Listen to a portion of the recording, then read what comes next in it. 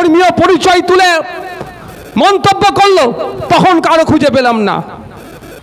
ওখানকার এক লোক, উত্তর 24 পরগনার এক বিধায়ক, আদিবাসীদের গায়ের রং কি তার বিবরণ দিল। মমতা ব্যানার্জিকে কোনো টুইট করতে দেখতে পারলাম না। গতকালকে নাকি একজন শিখ সমাজের কোন এক অফিসারকে নাকি খালিস্তানি বলেছে, সেই নিয়ে তোলপাড় হচ্ছে। কিন্তু আমার নজরে তিনটেই তো অপরাধ। আদিবাসীকে যখন বলছে তোমাকে মিষ্টি লাগছে, তখন প্রতিবাদ করছো না। যখন মুসলিম সমাজের একটা আইপিএস অফিসারকে শুভেন্দু অধিকারী যখন খারাপ ভাষায় আক্রমণ করছে, মমতা ব্যানার্জি তখন প্রতিবাদের ভাষা দেখতে পাওয়া যায় না। কারণ আদিবাসী মুসলমানকে তো গাল দিলে ওনার হয়তো মিষ্টি লাগে। পাপিয়া মান্ডি একজন অধ্যাপিকা, তাকে সে যখন ক্লাস নিচ্ছিল, তাকে তার জাত তুলে যখন বর্ণ বিদ্বেষের শিকার হচ্ছে, মমতা ব্যানার্জিকে তখন টুইট করতে দেখতে পাই না। কারণ ও তো আদিবাসী, ওকে যত গাল দিচ্ছে মমতা ব্যানার্জির হয়তো তত ভালো লাগছে। যখন মুসলিম সমাজের এসডিপিও ছিল কি আমিরুল ইসলাম খান নাকি, তার নামটাকে যখন নিয়ে রহস্য করছিল শুভেন্দু অধিকারী মহাশয়, তখন মমতা ব্যানার্জি ওয়েস্ট বেঙ্গল পুলিশের কোনো টুইট দেখতে পেলাম না। কেন এর জবাবও কিন্তু আগামী দিনে দিতে হবে। আমি ভাবতে পারছি না আমাদের রাজ্য কোন দিকে এগিয়ে যাচ্ছে। আমার আগে মাস্টার সাহেব আদিনা মসজিদের কথা বললেন। আমি তো বলবো আদিনা মসজিদে এই লোকটাকে কে পাঠিয়েছে, বিজেপি না তৃণমূল? আগেই আমাদেরকে ঠিক করতে হবে। খোঁজ নিলে হয়তো তৃণমূলই পাঠিয়েছে, খোঁজ নিলে দেখা যাবে তৃণমূলই পাঠিয়েছে। ধর্মে ধর্মে বিভেদ না লাগালে বিজেপি তৃণমূল আর বাঁচবে না বাংলায়। এই 2024 নির্বাচনে আসছে হিন্দু মুসলমান নির্বিশেষে সবাই বিজেপি তৃণমূলকে প্রত্যাখ্যান করতে শুরু করেছে। একজন ভালো আচ্ছা দিনের স্বপ্ন দেখিয়ে আমাদেরকে প্রায় 1000 টাকার উপরে গ্যাস কিনতে বাধ্য করেছে। আর একজন কি বলেছিল, দুর্নীতি মুক্ত বাংলা দেব, দুর্নীতি যুক্ত বাংলায় তাকে পরিণত করার চেষ্টা করছে। দুটো দলকেই প্রত্যাখ্যান করবে ওরা বুঝে নিয়েছে। সেই জন্য সুকৌশলে একটা ধর্মীয় সম্পত্তি বিনষ্ট হবে এই ধরনের একটা খেলা খেলার চেষ্টা করছে। নাহলে ভাবতে পেরেছেন আদিনা মসজিদে যে লোক এসেছিল সে লোকের পরিচয় পুলিশ জানে না। সোশ্যাল সাইটে তারা তো ঘুরছে, কোথায় আননোন পারসন উল্লেখ করেছে কেন? যাতে পুলিশ এড়িয়ে যায়। আর কিছু কিছু অতি শিক্ষিত সমাজের হয়ে আছে, হয়তো ইউনিভার্সিটিতে গেছে। নওশাদ সিদ্দিকী আদিনা মসজিদ নিয়ে কিছু বলছে না কেন? আরে নওশাদ সিদ্দিকী পুলিশ মন্ত্রী, পুলিশ মন্ত্রী এখনো অ্যারেস্ট করলো না কেন? তাদের কিন্তু ফেসবুক হোয়াটসঅ্যাপে লেখার মতো এখনো সে হয়তো সময় আসেনি। সোশ্যাল সাইটে আইএসএফ আদিনা মসজিদ নিয়ে কি বলছে, এখনো আদিনা মসজিদ নিয়ে কথা বললো না কেন? কিন্তু তাদেরকে আবার সোশ্যাল সাইটে এটা পোস্ট করতে দেখলাম না।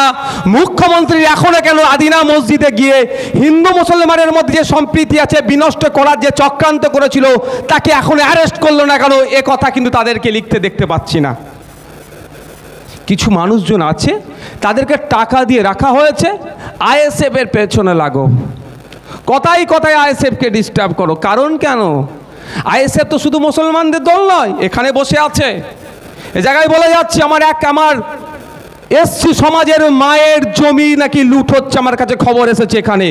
আমি এই প্রোগ্রামের সাথে তার সাথে কথা বলবো, প্রয়োজনে আমরা থেকে তার জমি উদ্ধার করে যাব। এটাই হচ্ছে আইএসএফ। সেই জন্য ভয় পাচ্ছে শাসক, ভয় পাচ্ছে শাসক, ভয় পাচ্ছে শাসক। আইএসএফকে দেখে দাও। আইএসএফ মুসলমানের দল নয়, এসটি এসসি কারো ধর্মীয় দল নয়, বা কোনো ধর্মকে প্রমোট করতে আসেনি। আইএসএফ এসেছে মানুষের অধিকারকে বুঝিয়ে দিতে। যে অত্যাচারিত, যে নিপীড়িত, যে লাঞ্ছিত, যে বঞ্চিত, তার পাশে আইএসএফ দাঁড়াবে। তার ধর্মীয় কি পরিচয় দেখার দরকার নেই। আইএসএফ ছুটে চলে গিয়েছিল চোপড়াতে, ওখানে ধর্মীয় পরিচয় ছিল আদিবাসী। তাদের ওপরে তৃণমূলের দুষ্কৃতীরা হামলা করেছিল, বাড়ি ঘর দর ভেঙে দিয়েছিল।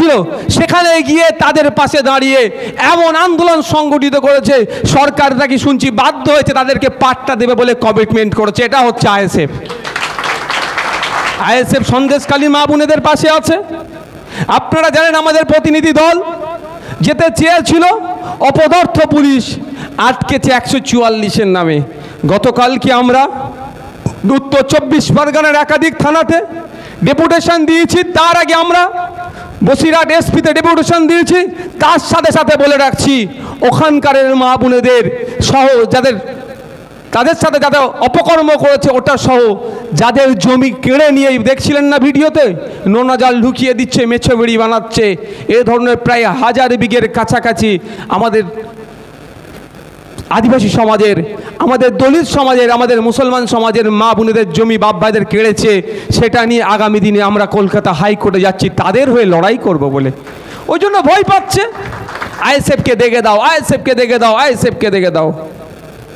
একবারের জন্য বললো না যে আধার কার্ড নাকি ডিঅ্যাক্টিভ হয়ে যাচ্ছে, সেখানেও বলছে আইএসএফের মতামত কি? আইএসএফ তোর প্রস্তুত আছে?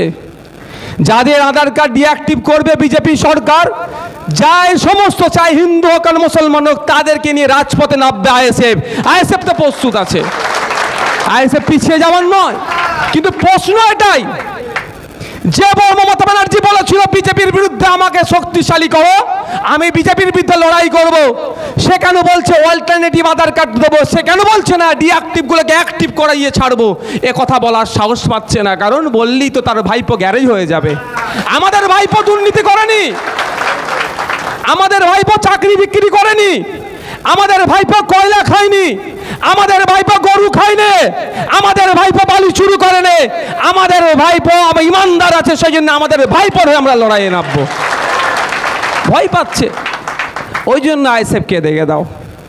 আচ্ছা, ভয় পাচ্ছে কেন দেখতে পাচ্ছেন না? দুজন শিক্ষিত সমাজের প্রফেসর যারা সমাজ গড়ে আইএসএফের ছায়াতলে আসছে। কেন এসেছেন? এটা তো আমার মতো মূর্খ নয় যে বুঝাচ্ছে বুঝে যাব। ওনারা পড়াশোনা করেছেন, যোগ্যতার বেসিসে চাকরি পেয়েছে, ওই রাতের অন্ধকারে মাল দিয়ে অবৈধতে এত চাকরি এরা পায়নি। যদি পেত না অন্তত বিরোধী দলের মঞ্চেরা আসতো না, এটা মাথায় রাখবেন। ধান্দাবাজগুলো বিরোধী দলের মঞ্চে আসবে না, কারণ তাদের মনে ভয় আছে, তাদের মনে ভয় আছে, ও আমি তো মাল দিয়ে চাকরি পেয়েছি, আমি গেলে যদি আমাকে বাদ দিয়ে দেয়।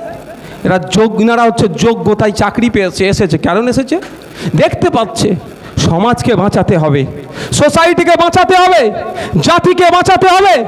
যেই জাতকে বাঁচানোর জন্য, সোসাইটিকে বাঁচানোর জন্য বিরসা মুন্ডার পরিবারের লোকজন আছে, দলিত সমাজের পরিবারের লোকজন আছে, মুসলিম সমাজের পরিবারের মানুষেরা ব্রিটিশদের বিরুদ্ধে 190 বছর ধরে লড়াই করে জীবনকে উৎসর্গ করে দিয়েছে। সেই জাতির প্রতি এখন ইনজাস্টিস হচ্ছে।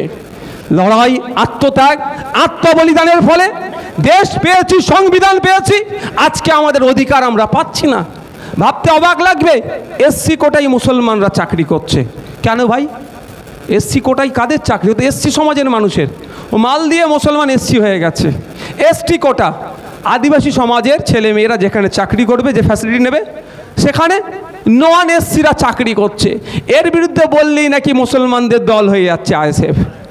কদিন আগে দেখছিলাম একটা বড় মামলা হলো, সুপ্রিম কোর্ট পর্যন্ত গিয়েছিল, যে মেডিকেলে ভর্তির ক্ষেত্রে যে এসটি এসসি বা ওবিসি যে কোটায় আছে, সেই কোটার মান্যতা দেওয়া হয়নি।